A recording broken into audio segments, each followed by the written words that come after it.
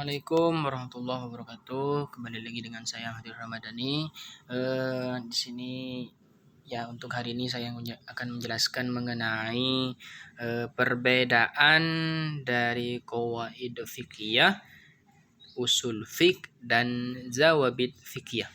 Nah, ketiga konsep ini sering digunakan dalam studi hukum Islam, meskipun memiliki kesamaan dalam mendukung pengembangan hukum Islam. Masing-masing memiliki fokus, karakteristik, dan fungsi yang berbeda. Nah, yang pertama kita jelaskan mengenai qawaid fiqhiyah atau kaidah fikih. Nah, qawaid fiqhiyah merupakan prinsip umum dalam fikih yang mana dirumuskan berdasarkan berbagai kasus yang memiliki kesamaan hukum. Kaidah ini membantu memahami dan menerapkan hukum secara praktis. Nah, ciri utama dari qawaid fikih yang pertama bersifat generalisasi dari hukum-hukum cabang atau furu' dan merupakan hasil formulasi dari banyak kasus hukum atau ijtihad kolektif ulama. Yang ketiga yaitu memiliki unsur fleksibilitas dan dapat diterapkan pada berbagai situasi hukum yang serupa. Seperti contoh al-umru bimaqasidiha, atau bisa kita sebut segala perkara tergantung pada niatnya. Terus al-masyaqqah tajlibu at-tasyir, atau kesulitan mendatangkan kemudahan. Nah, fungsi dari qawaid fikih itu membantu menyelesaikan persoalan praktis dalam kehidupan sehari-hari. Yang kedua yaitu usul fiqh, atau bisa kita sebut prinsip dasar hukum Islam.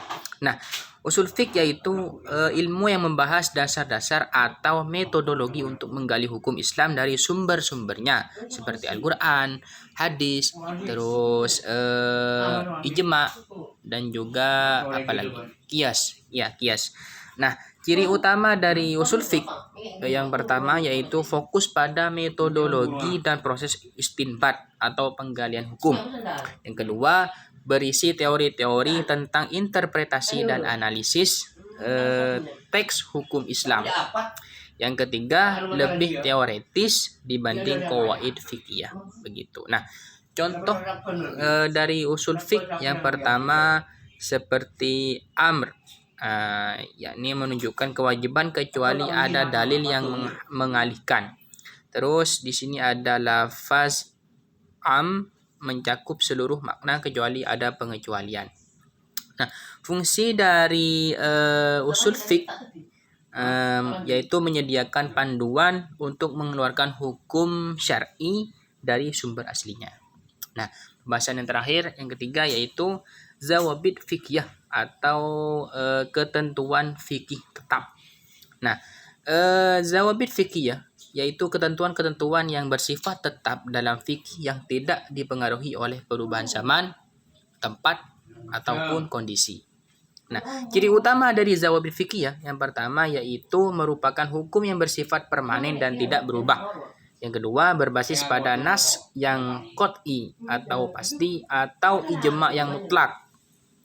Terus yang ketiga, tidak fleksibel seperti qawaid fikih. Begitu. Nah, contoh dari zawabit fikih yang pertama, sholat 5 waktu adalah kewajiban bagi setiap muslim. Terus yang kedua, riba adalah haram dalam semua bentuknya. Nah, fungsi dari zawabit fikih yaitu memberikan kejelasan tentang hukum-hukum yang tidak dapat diubah dalam Islam.